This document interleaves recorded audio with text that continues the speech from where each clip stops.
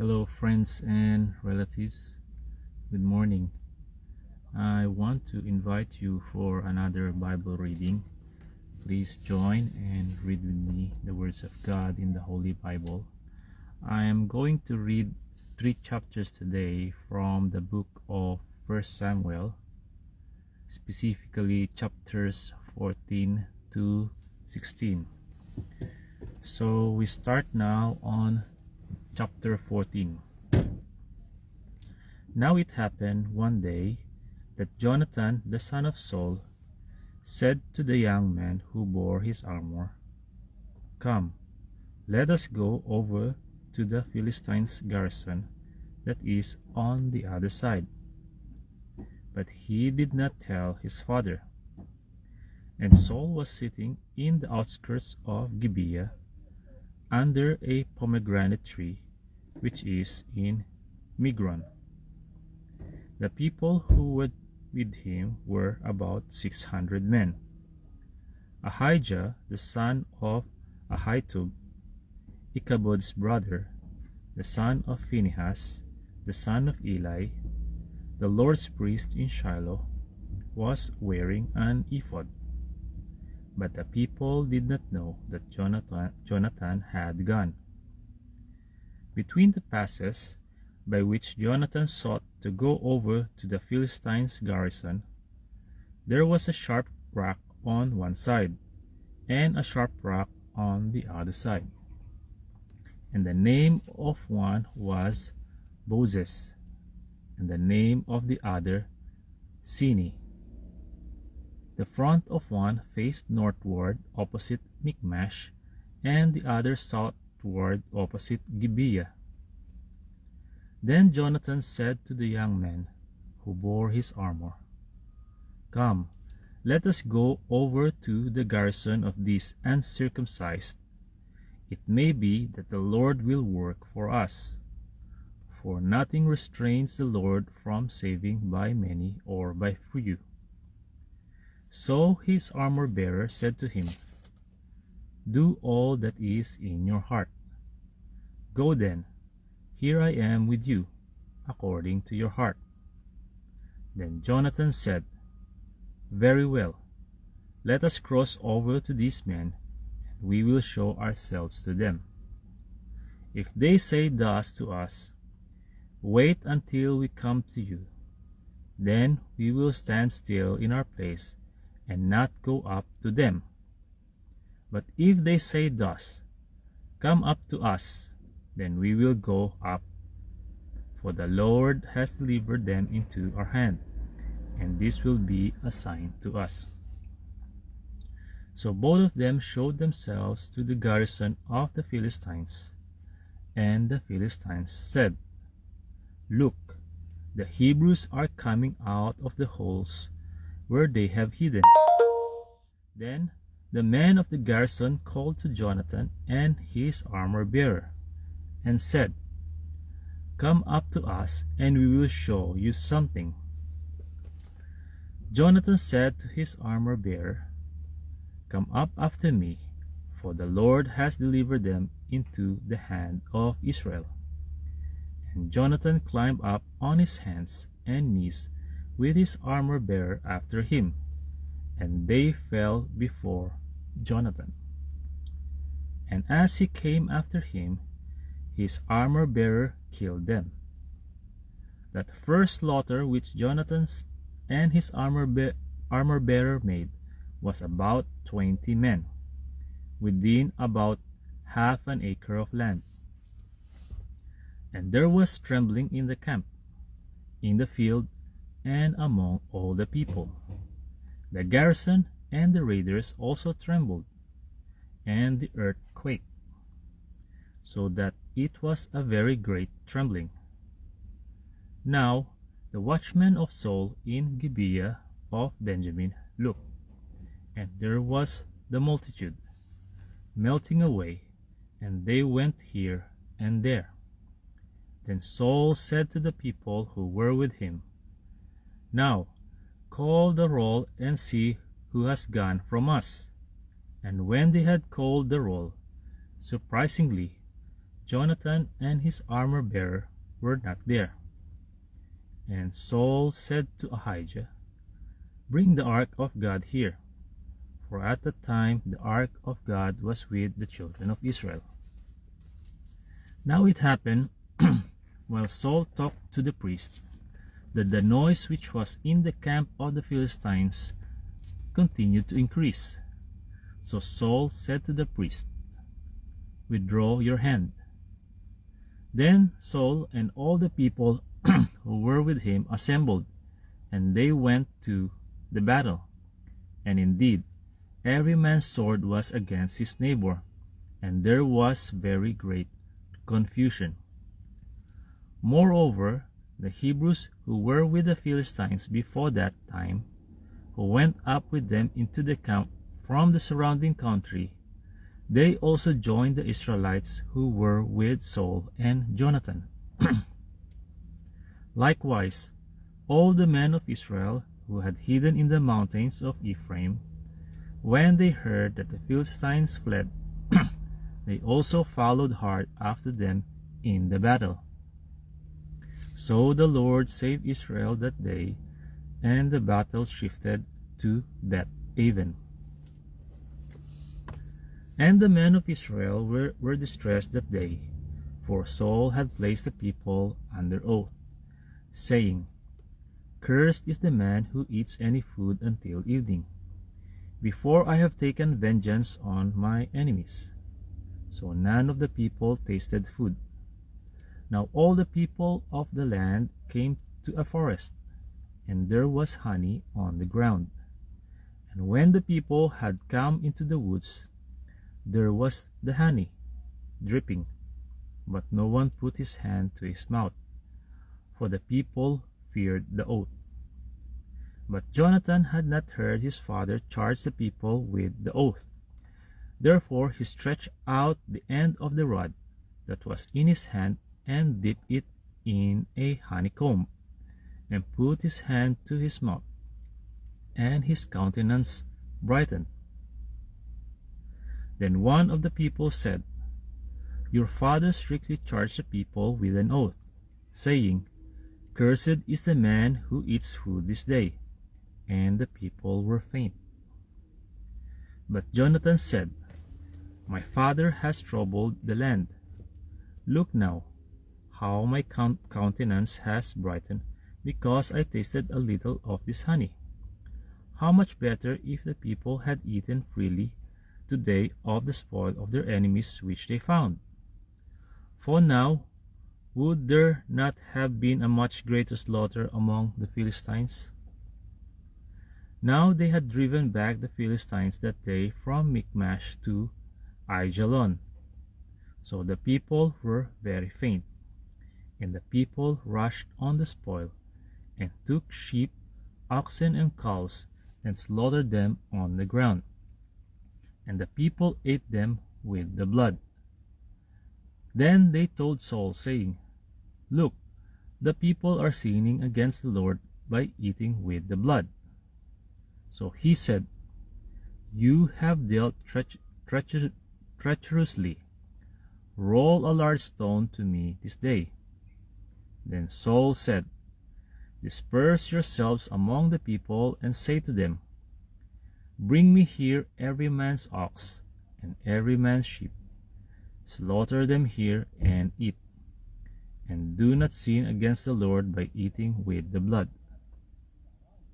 So every one of the people brought his ox with him that night, and slaughtered it there. Then Saul built an altar to the Lord. This was the first altar that he built to the Lord. Now Saul said, "Let us go down after the Philistines by night, and plunder them until the morning light, and let us not leave a man of them." And they said, "Do whatever seems good to you." Then the priest said, "Let us draw near to God here." So Saul asked counsel of God, "Shall I go down after the Philistines? Will you deliver them into the hand of Israel?" But he did not answer him that day. And Saul said, Come over here, all you chiefs of the people, and know and see what this sin was today.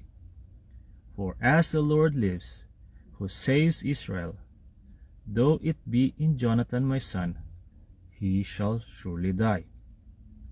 But not a man among all the people answered him. Then he said to all Israel, You be on one side, and my son Jonathan and I will be on the other side.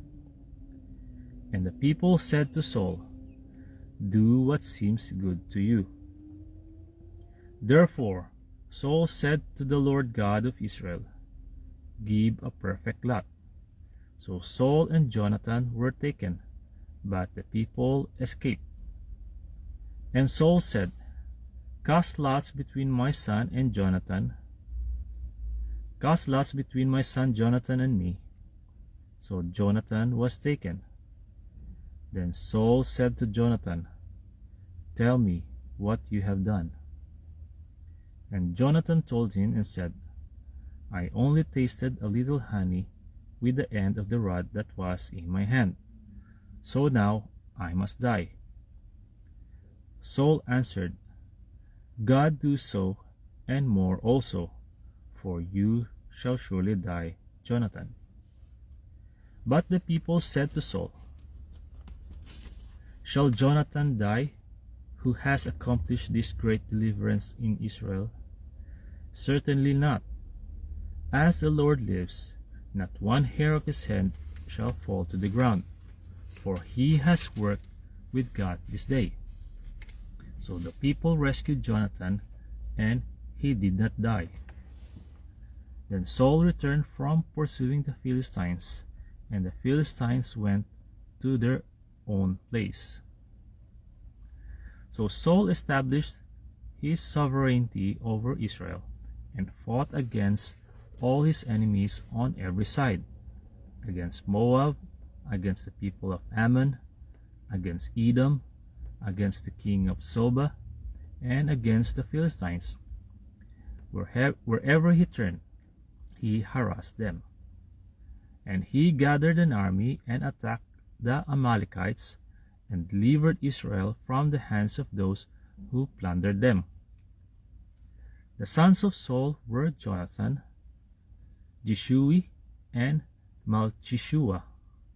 And the names of his two daughters were these: the name of the firstborn, Merab, and the name of the younger, Michal. The name of Saul's wife was Ahinoam,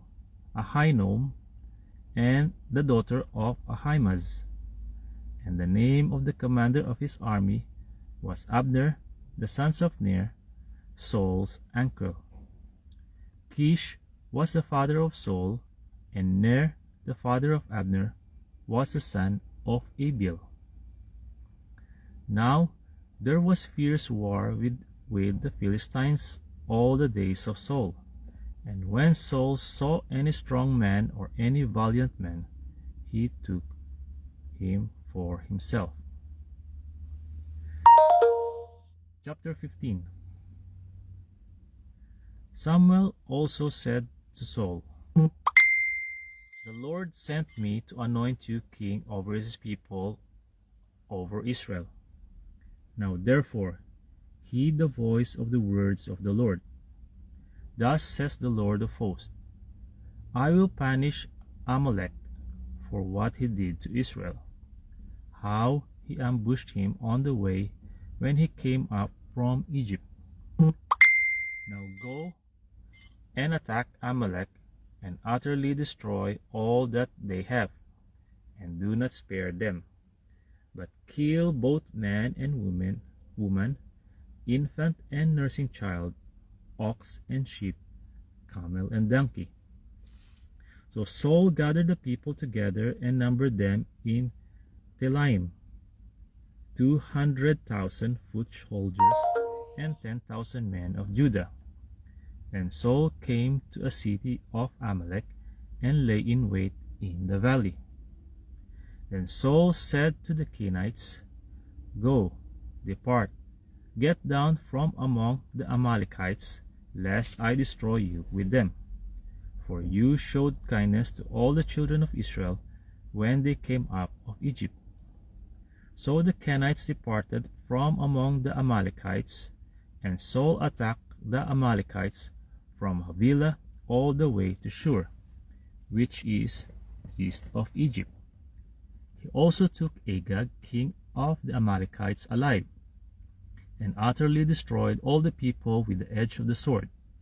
But Saul and the people spared Agag and the best of the sheep, the oxen, the fatlings, the lambs, and all that was good, and were unwilling to utterly destroy them, but everything despised and worthless that they utterly destroyed.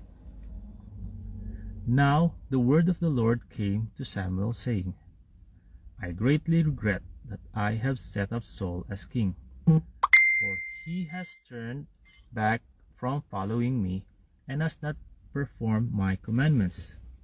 And it grieved Samuel, and he cried out to the Lord all night. So when Samuel rose early in the morning to meet Saul, it was told Samuel, saying, Saul went to Carmel, and indeed he set up a monument for himself, and he has gone on around, passed by, and gone down to Gilgal.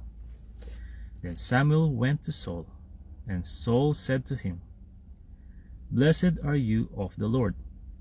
I have performed the commandment of the Lord. But Samuel said, What then is this bleating of the sheep in my ears, and the lowing of the oxen which I hear? And Saul said, They have brought them from the Amalekites, for the people spared the best of the sheep and the oxen to sacrifice to the Lord your God, and the rest we have utterly destroyed. Then Samuel said to Saul, Be quiet, and I will tell you what the Lord said to me last night. And he said to him, Speak on. So Samuel said, When you were little in your own eyes, were you not head of the tribes of Israel? And did not the Lord anoint you king over Israel?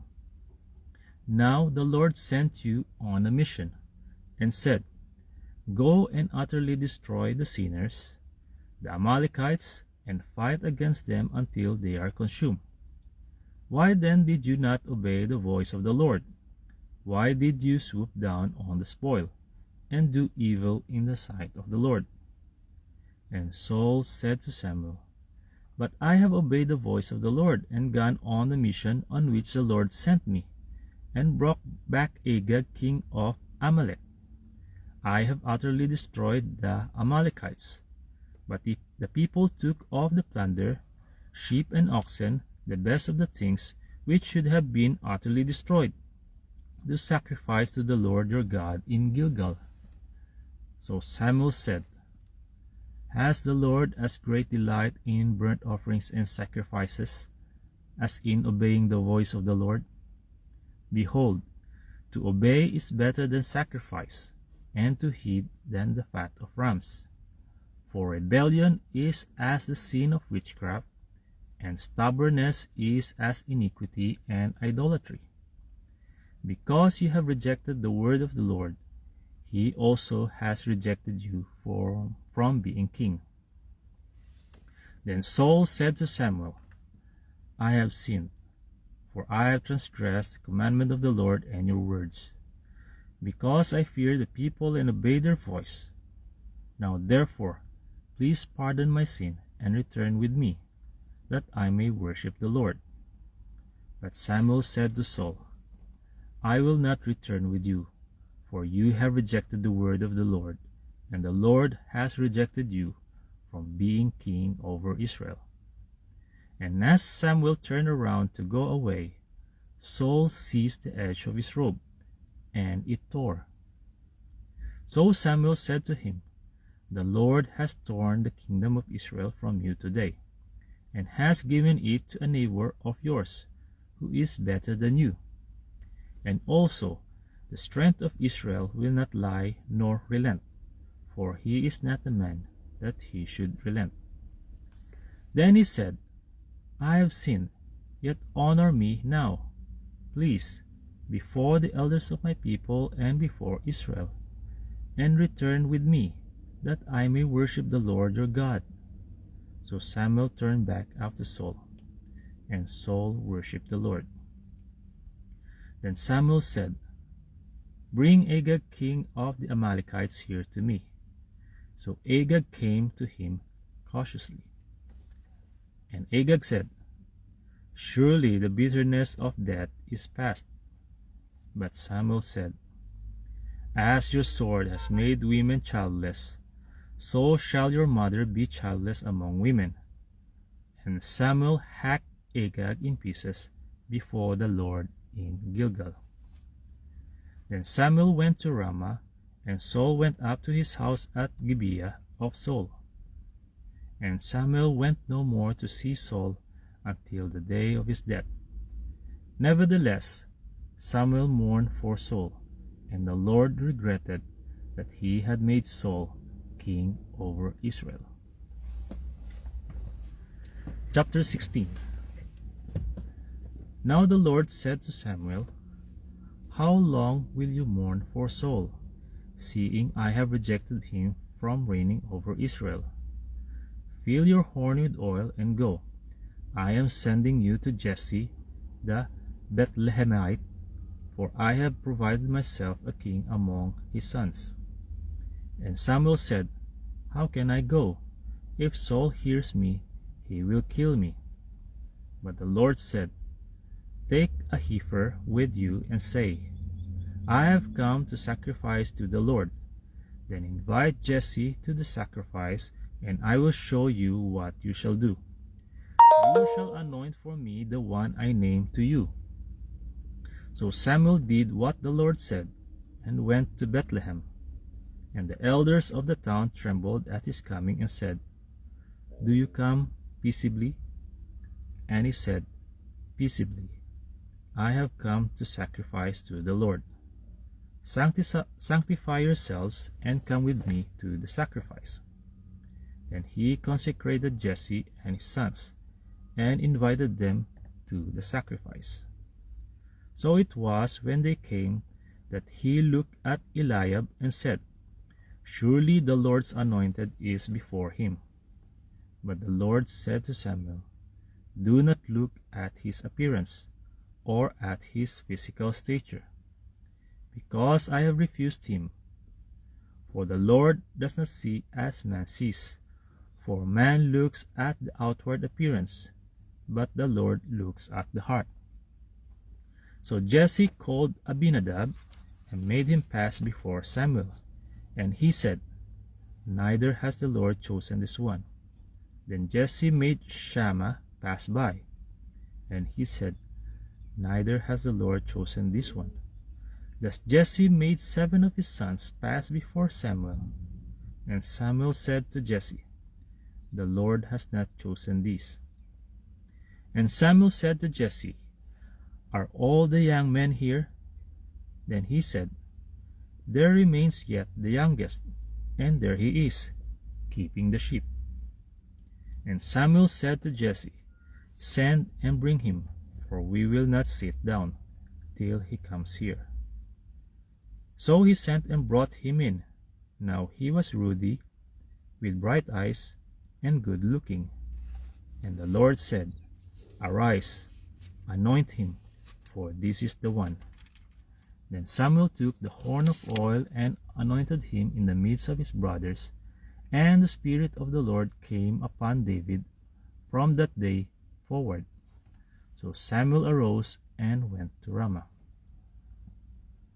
But the Spirit of the Lord departed from Saul, and a distressing spirit from the Lord troubled him.